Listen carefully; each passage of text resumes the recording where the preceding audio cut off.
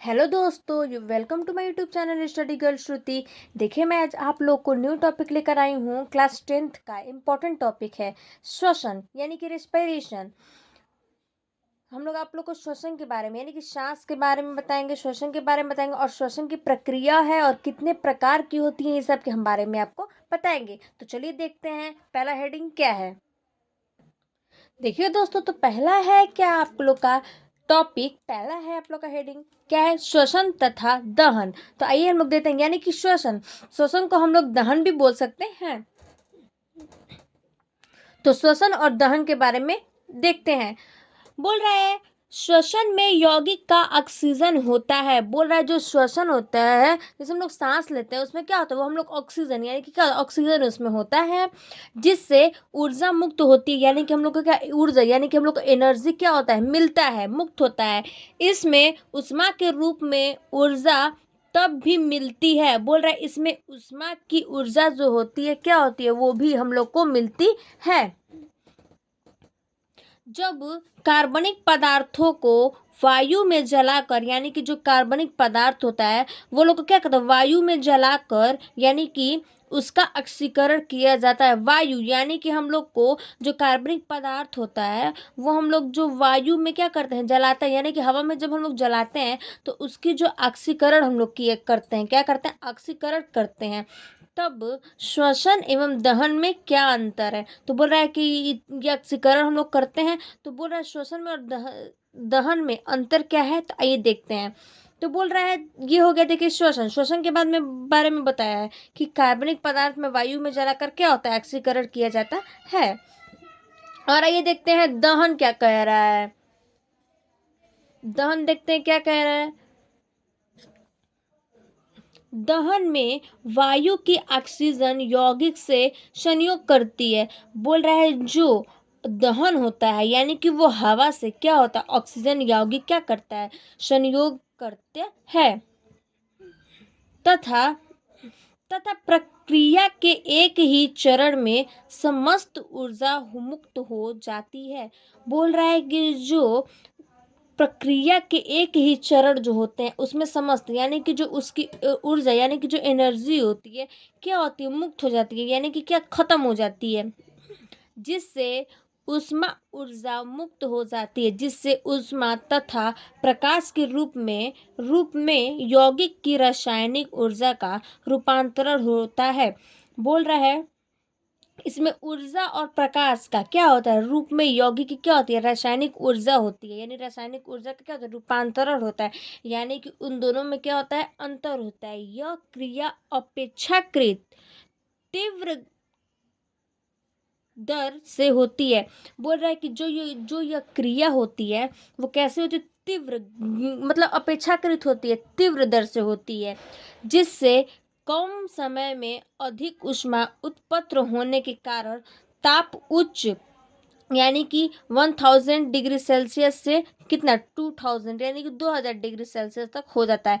बोल रहा है कि जो इसकी कम समय में अधिक ऊष्मा होती है, उसका उत्पन्न होने के कारण क्या होता है, ताप ऊर्जा कितना होती है, उसकी ताप की बहुत ऊंची मतलब कि बहुत ऊंची उसके ऊर्जा होती है। तब भी कितने से कितने तक, तो 1000 डिग्री सेल्सियस से 2000 डिग्री सेल्सियस क्या होता है, हो जाता है। इसकी क्या चीज, ऊष्मा।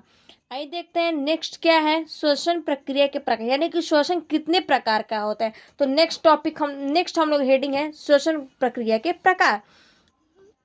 तो श्वसन प्रक्रिया के प्रकार क्या कर रहे हैं, यानी कि श्वसन कितने प्रकार के होते हैं, ये भी क्वेश्चन आ सकता है। तो श्वसन प्रक्रिया निम्न दो प्रकार की होती हैं। बोल रहा है जो श्वसन प्रक्रिया होती हैं तो ये कितने प्रकार की होती है, दो प्रकार की होती हैं। आइए देखते हैं क्या क्या दो प्रकार। देखिए, तो श्वसन के दो प्रकार होते हैं। तो कौन कौन से श्वसन के दो प्रकार हैं, तो कौन कौन से श्वसन के दो प्रकार हैं, चलिए ये हम लोग देखते हैं। पहला है अवायवीय अथवा अनाक्षी श्वसन, पहला। दूसरा है वायवीय अथवा अक्षी श्वसन, यानी कि दो प्रकार के होते हैं। तो इसको हम लोग अवायवीय भी बोल सकते हैं और अनाक्षिक श्वसन भी बोल सकते हैं। और दूसरे में जो वायवीय यानी कि हम लोग इसमें वायवीय श्वसन भी बोल सकते हैं और इसको क्या बोल सकते हैं, अक्षी श्वसन भी बोल सकते हैं। तो आइए देखते हैं हम लोग पहला हेडिंग क्या, अवायवीय अथवा अनाक्षी श्वसन यानी कि अवायवीय श्वसन क्या कह रहा है, आइए देखते हैं। तो देखिए पहला हेडिंग है अवायवीय अथवा अनाक्षी श्वसन क्या कह रहा है। बोल रहा है इस प्रकार की श्वसन क्रिया के लिए ऑक्सीजन की आवश्यकता नहीं होती है। बोल रहा है जो इस प्रकार के श्वसन यानी कि जो अवायवीय श्वसन है उसमें क्या होती है, ऑक्सीजन की आवश्यकता नहीं होती है। उन अनेक उच्च वर्ग के पौधों के ऊतकों यानी ऊतक को क्या होता है इंग्लिश में टिश्यू, अंकुरित होते हुए अथवा भंडारित बीजों सेब जैसे फलों में कुछ समय तक अस्थायी रूप से तथा जीवाणुओं एवं कवकों में अस्थायी रूप में अनाक्षी श्वसन होता है। बोल रहा है जो अनेक वर्ग होते हैं यानी कि जो अनेक उच्च वर्ग क्या होते हैं, पौधे होते हैं और जो ऊतक होते हैं उनको हम लोग क्या करते हैं, अंकुरित करते हैं। और भंडारित बीजों जैसे कि बीज हुआ, जैसे में सेब हुआ, फल है, वो सब में क्या करते हैं कुछ समय तक क्या होता है अस्थायी रूप से अथवा जीवाणु यानी कि उसमें क्या होता है अस्थायी रूप से क्या रहता है, अस्थायी रूप से रहता है यानी कि निश्चित रहता है। और उसके जो रूप में होते हैं वो क्या होते हैं, जीवाणु होते हैं। एवं कोको में अस्थायी रूप से क्या होता है अनाक्षी श्वसन यानी कि अनाक्षी श्वसन उसमें होता है, किसमें, फल में, फिर से ऊतक टिश्यू में और पेड़ पौधों में, इसमें अनाक्षी श्वसन होता है यानी कि अवायवीय श्वसन इसमें होता है। देखते हैं आगे क्या कह रहा है।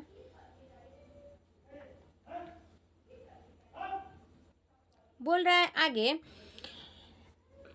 ऐसे जीवधारियों को अनाक्षी जीव कहते हैं। बोल रहा है जो ऐसे जीवधारियां होती हैं उसको हम लोग क्या बोलते हैं, तो अनाक्षी जीव कहते हैं। हमारे शरीर को मांसपेशियों में भी उस समय अनाक्षी श्वसन की क्रिया होती है। बोल रहा है जो हमारे शरीर में मांसपेशियां होती है उस समय भी हम लोग क्या करते हैं, अनाक्षी श्वसन हम लोग में होता है। और उस समय भी मतलब किसका, तो अनाक्षी श्वसन का क्या होता है, क्रिया होता है यानी कि चलता रहता है। जब हम तीव्र दर से कार्य करते हैं तथा इस दर से ऊर्जा उत्पन्न करते हैं करने के लिए आवश्यक ऑक्सीजन सांस लेने की क्रिया से उपलब्ध नहीं होती। बोला जो हमारे बोल रहा है जब हम तीव्र गति से यानी कार्य करते हैं यानी कि तीव्र गति से जब हम लोग चलते हैं या कोई कार्य करते हैं तो उस दर को क्या करते हैं, ऊर्जा यानी कि एनर्जी क्या होता है, उत्पन्न होता है यानी कि क्या होता है, ऊर्जा उत्पत्तित होता है। और आवश्यक क्या होता है, ऑक्सीजन सांस लेने की क्रिया को हम लोग क्या कहते हैं, इसमें उपलब्ध नहीं होते हैं। इसी को हम लोग क्या बोलते हैं, अवायवीय और अनाक्षी श्वसन कहते हैं। तो आइए नेक्स्ट देखते हैं हम लोग क्या वायवीय तथा आक्षी श्वसन नेक्स्ट है आप लोग का हेडिंग। तो नेक्स्ट हेडिंग देखते हैं वायवीय तथा आक्षी श्वसन।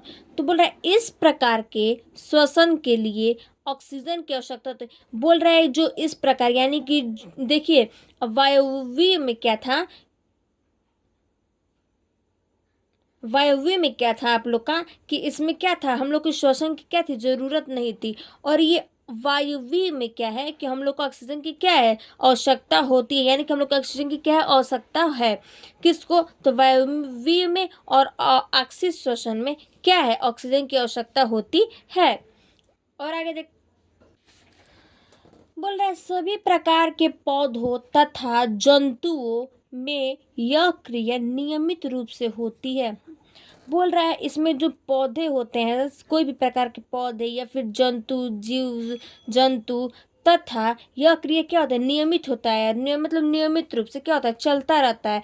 ऐसे जीवधारियों को हम लोग क्या कहते हैं, आक्सी मतलब कि आक्सी जीव कहते हैं। अब बोल रहा है आक्सी श्वसन की क्रिया में खाद्य पदार्थों ग्लूकोज का पूर्ण ऑक्सीकरण हो जाता है। बोल रहा है जो आक्सी श्वसन की क्रिया होती है उसमें खाद्य पदार्थ और जो ग्लूकोज होता है और उसका मतलब क्या होता है, ग्लूकोज होता है उसको क्या होता है, ऑक्सीकरण हो जाता है यानी कि खत्म हो जाता है। और जिससे CO2 यानी कि कार्बन डाइऑक्साइड और अथवा जल बनते हैं।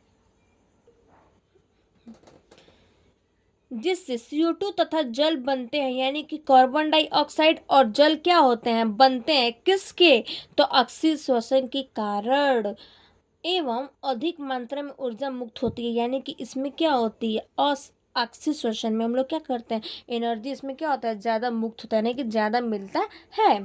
तो आइए देखते हैं इसको हम लोग, देखिए जैसे ये C6 एस्ट्रेलोसिस, ये ग्लूकोज का फॉर्मूला है, सूत्र है C6H12O6, और फिर यहाँ +6O2 लिखा है, तो ये ग्लूकोज का फॉर्मूला होगा, ये +6O2 यानी कि ऑक्सीजन, और फिर इसको 2 फॉर्म में करते हैं, तो देखिए 6H2O, यानी कि ये 6 हुआ और ये H2O, यानी कि क्या हुआ, हाइड्रोजन इधर आ गया, ठीक, +6CO2, यानी कि जो 6 है और ये ऑक्सीजन क्या हुआ, इधर आ गया, तो +673, यानी कि उसको किलो कैलोरी में क्या करेंगे, किलो कैलोरी में वो करें, तो ये किलो कैलोरी क्या होता है, ऊर्जा है, तो 673। आइए नेक्स्ट टॉपिक देखते हैं हम लोग, क्या नेक्स्ट टॉपिक है, देखिए नेक्स्ट टॉपिक क्या है, श्वसन में ATP का योगदान, यानी कि जो हम लोग श्वसन में ATP का क्या होता है, योगदान होता है। तो आइए देखते हैं ये क्या कह रहा है, जीवधारियों के शरीर में श्वसन क्रिया लगभग एक निश्चित दर से निरंतर चलती रहती है, यानी कि जो जीवधारियों के शरीर में श्वसन होता है उसका लगभग क्या होता है, निश्चित दर, यानी क्या होता है, निरंतरित क्या होता है, चलती रहती है, यानी कि हमेशा क्या होता है, चलती रहती है, अर्थात कोशिकाओं में उपस्थित माइटोकॉन्ड्रिया द्वारा ऊर्जा का उत्पादन निश्चित दूर से होता रहता है। बोल रहा है कि जो कोशिकाएं होती है और जो माइटोकॉन्ड्रिया होती है उसके कारण एनर्जी का उत्पादन क्या होता है, निश्चित दूरी, यानी कि बहुत दूरी से क्या होता है, वो क्या होता है, मतलब कि चलता रहता है, वो भी निश्चित दूरी से क्या होता है, चलता रहता है। अब जीवधारियों को सभी समय अपने आंतरिक तथा बाह्य क्रियाकलापों के लिए ऊर्जा की आवश्यक निश्चित दर से नहीं होती है। बोल रहा है जो ये जीवधारियां की सभी समय होती हैं, इनकी आंतरिक तथा बाह्य क्रिया क्या होती है, कलाप के लिए ऊर्जा की आवश्यकता क्या होती है, निश्चित दर से, मतलब कि निश्चित इस लोग की क्या होती है, दर नहीं होती है, लोग हमेशा चलते रहते हैं। फिर बोल रहा है हमें ऊर्जा की आवश्यकता कम होती है, यानी कि हमें क्या होती है, जो जो सांस लेने वाले होते हैं वो ATP में उसको क्या बोलते हैं, उसमें हम लोग को क्या, मतलब ये जो यानी कि एनर्जी, यानी कि ऊर्जा क्या होती है, उसमें क्या होती है, कम होती है, जबकि कठिन परिश्रम, व्यायाम आदि के समय बहुत अधिक ऊर्जा आवश्यकता होती है, यानी कि मनुष्य को ज़्यादातर क्या, व्यायाम और परिश्रम भी क्या करना चाहिए, ज़्यादा समय तक बहुत ही अधिक होना चाहिए, उसके कारण हम लोग को क्या मिलता है, आवश्यकता मिलती है, किसकी, तो ऊर्जा की, यानी कि हम लोग एनर्जी की क्या होती है, आवश्यकता मिलती है। आइए देखते हैं नेक्स्ट टॉपिक क्या है, देखिए तो न्यू टॉपिक क्या है आप लोगों का, अब नेक्स्ट टॉपिक है अनाक्षी श्वसन तथा आक्षी श्वसन की तुलना, यानी कि हम आप लोग को बताएंगे अनाक्षी श्वसन और आक्षी श्वसन में क्या अंतर। तो देखिए पहला क्या है टॉपिक, अनाक्षी श्वसन, तो देखते हैं पहला अनाक्षी श्वसन में क्या है, ऑक्सीजन की आवश्यकता नहीं होती, यानी कि देखिए बोल रहा है वही चीज़ कि आप लोग को ऑक्सीजन, अनाक्षी श्वसन में क्या है, हम लोग को ऑक्सीजन की क्या आवश्यकता नहीं है। आइए देखते हैं फर्स्ट क्या है, सेकंड बोल रहा है भोज्य पदार्थ का ऑक्सीकरण अपूर्ण होता है, यानी कि जो भोज्य पदार्थ होता है उसकी ऑक्सीकरण क्या होता है, पूर्ण होता है, यानी कि पूर्ण रहता है, स्थित रहता है। तीसरा है केवल इसमें बैक्टीरिया, कवक आदि में होती, यानी कि इसमें क्या, सिर्फ बैक्टीरिया और कवक क्या होते हैं, इसमें होते हैं, पाए जाते हैं। तीसरा क्या बोल रहा है आप लोग को, चौथा बोल रहा है बहुत कम ऊर्जा, यानी कि बहुत ही कम जो ऊर्जा होती है वो 28 किलो कैलोरी प्रति मोल, यानी ग्लूकोज प्राप्त होता है। बोल रहा है जो बहुत कम ऊर्जा होती है उसमें क्या 28 किलो कैलोरी होती है और प्रति मोल ग्लूकोज क्या होता है इसमें प्राप्त होता है। तो आइए नेक्स्ट टॉपिक देख रहे हैं हम लोग, क्या आक्षिक श्वसन। अब आक्षिक श्वसन के बारे में देखेंगे, तो देखिए आक्षिक श्वसन क्या बोल रहा है, आक्षिक श्वसन बोल रहा है ऑक्सीजन की आवश्यकता होती है, यानी देखिए इसमें क्या है, ऑक्सी श्वसन में क्या है, ऑक्सीजन की आवश्यकता होती है। अनऑक्सी में ऑक्सीजन की क्या होती है, आवश्यकता नहीं होती है। और ऑक्सीजन में ऑक्सी श्वसन में क्या है, ऑक्सीजन की आवश्यकता होती है। तो देखिए दूसरा बोला, इसमें भोज्य पदार्थ का पूर्ण ऑक्सीकरण होता है। यानी देखिए आप लोग को बोला इसमें कि जो ऑक्सीकरण, यानी कि इसमें बोल रहा है जो भोज्य पदार्थ का जो पूर्ण ऑक्सीकरण है वो क्या होता है, ऑक्सी श्वसन में होता है। और अनऑक्सी श्वसन में अपूर्ण होता है, यानी कि पूर्ण नहीं रहता है। तीसरा क्या बोल रहा है, लगभग सभी प्रकार के जीवधारियों में होता है। यानी कि देखिए ये जो ऑक्सी श्वसन होता है ना, ये सभी जीवधारियों में, जैसे जितनी भी जीवधारियां हैं, जितने भी जीव जंतु की जीवधारियां हैं, उसमें क्या होती है, ऑक्सी श्वसन की सभी प्रकार की क्या होती है, इसमें जीवधारियां होती है। यानी कि ऑक्सी श्वसन इस सब में होता है।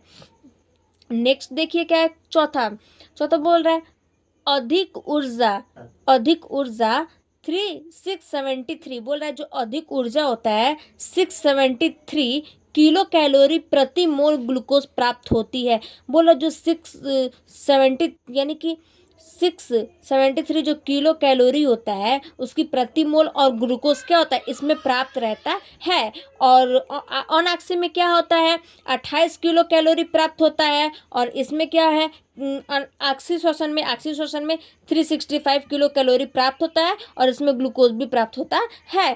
Thank you. चलिए फिर देखते हैं अगले वीडियो में।